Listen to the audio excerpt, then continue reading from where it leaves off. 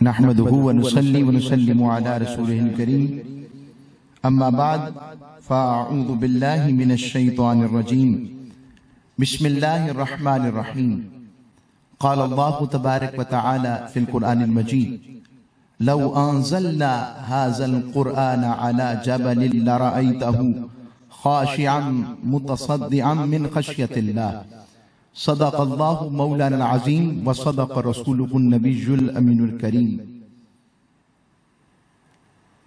साहिब सदारत शहज़ादा सादात मुहाफ़िज़े नमूस रिसालत मुहाफ़िज़े सैयदा फ़ातिमा ज़हरा सैयदा कायनात सलामुल्लाह अलैहा मुहाफ़िज़े नमूस कुरान व तक़दीस कुरान शहज़ादा गौसुल वरा पीर तरीक़त रहबर शरीयत सैयद सादात पीर सैयद हसनैन महबूब गिलानी शाह साहब चिश्ती वारसी कादरी दाम बरकातुम आलिया आस्ताना आलिया वारसिया पर अजीमुशान ये तहफ़्फ़ुज़े कुरान कॉन्फ्रेंस जो अपने तुझको एहतशाम के साथ और आशिकों के दिलों की तर्जुमानी करते हुए गैरत ईमानी को भड़काते हुए और अल्लाह और उसके रसूल की मोहब्बत दिलों को उजागर करते हुए सारी दुनिया को पैगाम दे रही है। और तमाम अहबाब जो यहाँ तशरीफ फरमा हैं, मेरे अहले इस्लाम के शानदार कुर्राए कराम, नाथखानाने कराम, उलमाए कराम, स्कॉलर्स और आस्ताना आलिया वारसिया पे आने वाले तमाम मेहमानाने ग्रामी कदर मुख्तलिफ मकातब फिक्र से मैंने कुरान मजीद फुरकान हमीद की आयत तिलावत करने का शर्फ हासिल किया। अल्लाह रब्बुल इज्जत ने इरशाद फरमाया लौ अंज़लना हाज़ल कुरआन अला जबलिन लरअयतहु ख़ाशिअन मुतसद्दिअन मिन ख़श्यतिल्लाह। फरमाया रब्बे बारी ताला ने पहाड़ों से पूछा कि अगर ये कलाम मैं तुम पर नाजिल करूं तो बताओ तुम पर क्या बीतेगी। उन्होंने अल्लाह करीम से अर्ज किया, अल्लाह करीम अगर ये कलाम तूने हम पहाड़ों पर नाजिल किया जो कायनात की सख्त तरीन चीजों में से है, जिसे कायनात के तवाजुन जमीन के तवाजुन के लिए उसे मीखें करार दिया गया है, उनके लिए जब ये कुरान की बात आई तो वो कहने लगे मालिक तेरे कुरान का सतवत जमाल रोब दाब जलाल ऐसा है कि अगर हम पर नाजिल हुआ तो हम इसकी सतवत रोब से रेजा रेजा हो जाएंगे।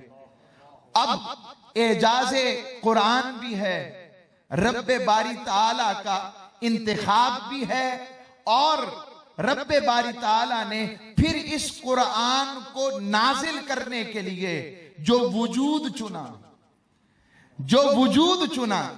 और उस वजूद का जो दिल चुना वो कायनात का सबसे नरम तरीन दिल चुना, कायनात का सबसे नरम तरीन दिल चुना। और उस कुरान वाला जिस पर कुरान साहिब कुरान पर उतरा उसको कुरान ने कहा वमा अरसलनाका इल्ला रहमतल लिल आलमीन। और उस नरम तरीन दिल पर रब ने कुरान उतारा और कुरान खुद साहिब कुरान की बात करने लगा। काफ वल कुरआनिल मजीद, काफ कहकर मैं घर वालों में बैठा हूं, गिलानी सादात में इन्हीं के घर वालों में हजरत इमाम जाफर सादिक आते हैं। उनसे पूछा ये काफ से क्या मुराद है, तो फरमाया रब ने फरमाया है कुव्वते क़ल्बे मोहम्मद की कसम, जिस कुरान को कोई ना उठा सका उसे मुस्तफा के कल्ब ने उठा लिया। कि कुव्वते क़ल्बे मोहम्मद की कसम, तो उस कुरान की बात। और अब ये मुखातिब, क्योंकि ये इंटरनेशनल एरिना में ये सारी वीडियो जा रही है, तो मैं अपना मुखातिब इंटरनेशनल एरिना के लोगों को दे रहा हूं और उनकी जुबान में इंटरनेशनल लॉ में बात कर रहा हूं और इंटरनेशनल कवानीन के तहत बात कर रहा हूं। और इन कवानीन के अंदर तमाम मुमालिक शामिल हैं, उसमें अमेरिका है, ऑस्ट्रिया का आर्टिकल 188 और 89 है, फिनलैंड का सेक्शन 10 चैप्टर 17 पीनल कोड है। जर्मनी का आर्टिकल 169 66 क्रिमिनल कोड है। नेदरलैंड का आर्टिकल 147 क्रिमिनल कोड है। स्पेन का आर्टिकल 525 क्रिमिनल कोड है। फिर आयरलैंड का कोड है। मुनाफरत एक्ट के तहत कनाडा के कवानीन सेक्शन 296 है। फिर न्यूजीलैंड का सेक्शन 123 क्राइम्स एक्ट के तहत हर तरह की मुनाफरत के मवाद को शाया करना, अमल करना हर तरह से जुर्म है।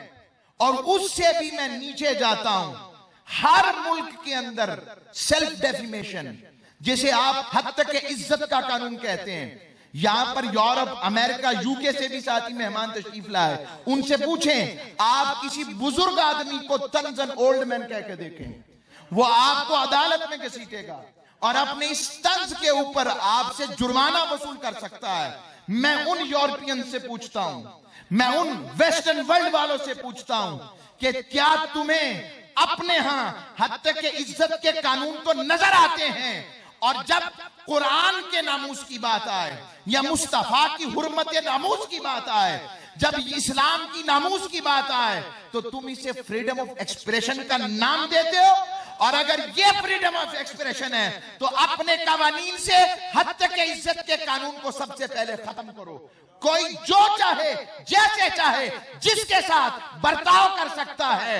और अगर तुम्हारे यहां इस आम इंसान से लेकर जानवरों तक के हुकूक हैं, तो फिर हम भी यही कहते हैं, सुन लो, अगर तुम्हारे हकूक हैं तो फिर 1.5 अरब मुसलमानों के मुस्तफा और उन पर उतरने वाले कुरान के भी यही हकूक हैं। हम इस पे भी किसी सूरत के अंदर, किसी भी सूरत पर उसकी इज्जत पर सौदा नहीं कर सकते। और जहां कुरान आलम अमन का नुमाइंदा है, वही बताना चाहता हूं, ये जैसे शाहजी किबला शाहजी ने फरमाया, ये रियासती दहशतगर्दी है। ये सिर्फ फर्द का टेररिज्म का एक्ट नहीं है, ये स्टेट टेररिज्म है। ये स्टेट टेररिज्म है, ताकि मुसलमानों में ये इंजेक्शन लगाकर चेक करें, हमने इन पर मगरबियत, फहाशी, उरियानी, मीडिया हर तरह का हमला कर दिया है, चेक करें अभी भी गैरत कितनी है।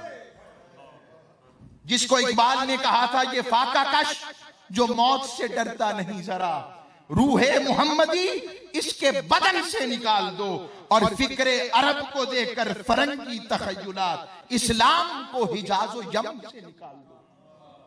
जिस तरह तुम्हारे हाथ तुम्हारी रियासत का गद्दार हो तो उसकी सजा है, इसी तरह जो कुरान की बेहुरमती करे तो हमारे यहां भी उसकी सजा है।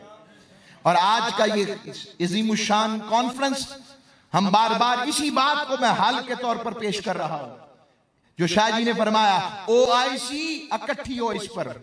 ये हर दूसरे तीसरे साल बाद ये जानबूझकर किया जाता है, ताकि उम्मत मुसलमा के जज्बात को बनगेख्ता किया जा सके। इसके ऊपर इंटरनेशनल कानून साजी लॉ होना चाहिए, और ये लॉ उम्मत मुस्लिमा के लोग इकट्ठे होकर यगानगत, वहदत और कोहेजन के जरिए कर सकते हैं। ये तफरका होकर नहीं, वहदत के ऊपर इकट्ठे होकर उम्मत मुस्लिमा के हुक्मरान आ जाएं और यहां पर इकट्ठे होकर ये काम कर लें। जब ये काम कर लेंगे, और दूसरी बात, कोई इस्लामी मुल्क इंटरनेशनल कोर्ट ऑफ जस्टिस में चला जाए, फर्द नहीं जा सकता, वरना हम शाहजी से रिक्वेस्ट करते और ये अभी अपना केस वहां पुट कर देते, मगर फर्द नहीं जा सकता। कोई मुल्क, इस्लामी मुल्क, 160 इस्लामी मुल्क हैं, उनमें से कोई एक इंटरनेशनल कोर्ट ऑफ जस्टिस में जाए, अभी भी इस्लाम बाज नहीं हुआ। बड़े बड़े गुलामान मुस्तफा और कुरान के खिदमतगारान मौजूद हैं, जो आपको ये आलमी कानून बनाकर के कुरान और साहिब कुरान की बेहुरमती कानूनन जुर्म है, इसके ऊपर कानून बनाकर केस जीत कर दे सकते हैं। ये काम होना चाहिए अल्लाह रब्बुल इज्जत की बारगाह में। फिर अल्हम्दुलिल्लाह आस्ताना आलिया वारसिया, अल्लाह ने ये तौफीक दी। अल्लाह ने तौफीक के साथ हर दफा की तरह यूनिक और सबसे हटकर और सबसे मुअस्सर पे राय के साथ अपनी बात को पहुंचाने के लिए अल्लाह रब्बुल इज्जत ने ये तौफीक आस्ताना अलिया वारसिया को अता की। अल्लाह रब्बुल इज्जत इस आस्ताने को सलामत रखे और इस आस्ताने की कार खैर के सदके बरकत और रहमत अता फरमाए और हमें अपने शेख के इस निस्बत के साथ कि कुरान और साहिब कुरान से जुड़े रहने की तौफीक अता फरमाए। वमा अलैया इल्लल बलाग।